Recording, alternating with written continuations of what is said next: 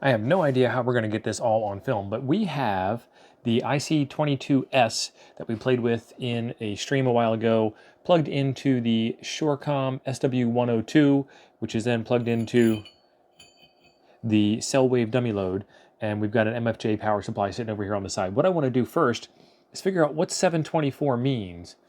And let's see what we see.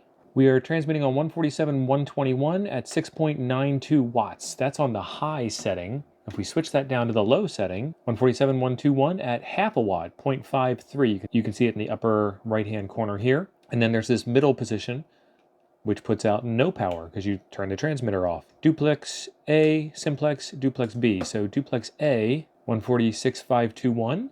Duplex B, 147.121 is where we were. Simplex, 146.521. So the duplex switch works in an interesting way. The duplex switch determines whether the transceiver transmits or receives on the program frequency or 600 kilohertz above the program frequency.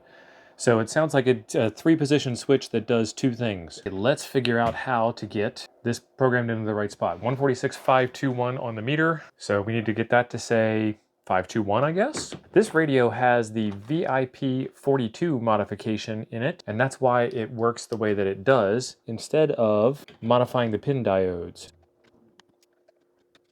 We'll loosen the set screw, and then we will pull out the switch itself. How about an extreme close-up of my hand?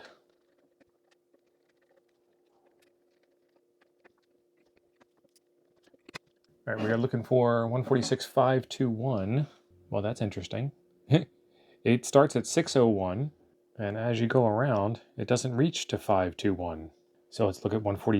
Let's look at 652, 65. There's 7 something, 655, 649. So the closest we can get is like right there.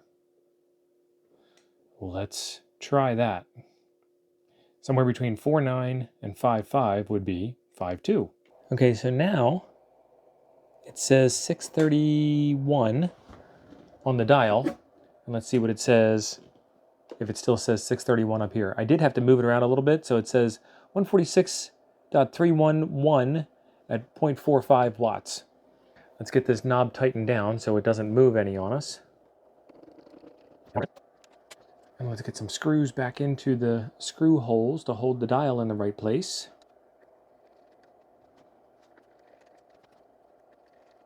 Okay, and let's see what happens when we move the dial. So we are at 146.311, and it says 631 on the display. Let's go to 637, 146.37, 146.43, 146.43. Let's see if we can get to 146.52, which is kind of in between there. 146.521. This display is reading good. Let's go as far as we can in the other direction. There's 147. Yep. 147.121. Yep. Okay, so this looks good. So now, let's see what we can do about getting a repeater in here. I have a repeater nearby that has no tones. It's the 2585 repeater, so I think I need to go to 146.8. There's no 146.8. 146.58, 146.16, 146.0, 147.5. So I can't go up high enough. Yeah, so this has an interesting range. Let's start it back at A, 146.161. So it goes from 146.161 to 147.571. But overall, that display is now reading true. I like it. Progress is progress. But this will not work for me in my area. But this radio right here is pretty interesting. Let's go over and take a look at some of the stuff that we found. Howdy everybody, Steve here, KM9G. A couple of weeks ago, we did a live stream on the ICOM IC-22S. This was a radio that I found at the Huntsville Hamfest, marked down from $50 to $25. It said it worked. I said, I'll take a gamble on it at 25 bucks. What have I got to lose?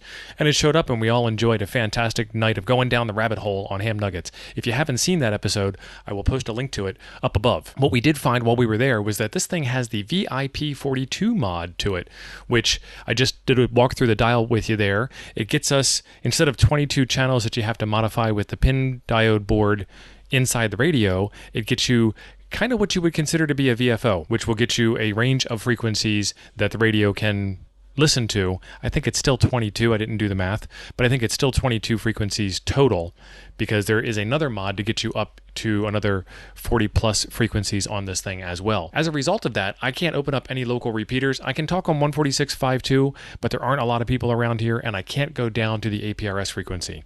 There are fixes for that kind of stuff though, and here's some of the things that I did find while I was looking. There is an Arduino-based VFO with a 3D printed faceplate and a display readout, digital display readout. That is amazing that somebody was able to take the old and the new and merge the two together and come up with something that was actually pretty useful. I'm pretty happy to see that. Here's what the back of that board looks like with the Arduino on it and the little 3D printed. And then this is another way of modifying the same thing. Instead of having the diodes on the board inside, people were able to put a set of dip switches on the front of the radio that will show you, well, it won't show you anything, but it will allow you to change what frequency you're on without having to open up the radio and change over those pin diodes. This is the VIP42 kit itself, and we did see that this radio has it when we took the dial apart, and we saw this VIP42 written on the inside of the dial there. $29.95 when it was brand new, and it was on sale for $24.95, which is what I paid for the radio. All 2-meter FM channels. Yeah, no. Here's what some of the parts look like on the inside. I guess it would have lit up green, which would have been pretty cool. Looks like there is a change to the pin diode board. And I keep saying pin diodes. They're probably just diodes and not pin diodes. But some pretty cool stuff overall. I had a lot of fun with this radio. It is now time for this radio to move on to its new home. I had a lot of fun sharing it with you guys on the live stream. I just wanted to get that frequency display dialed into something that made a little bit of sense. There's a video right up here I think you will enjoy next. Thanks for being awesome. I'll see you over there.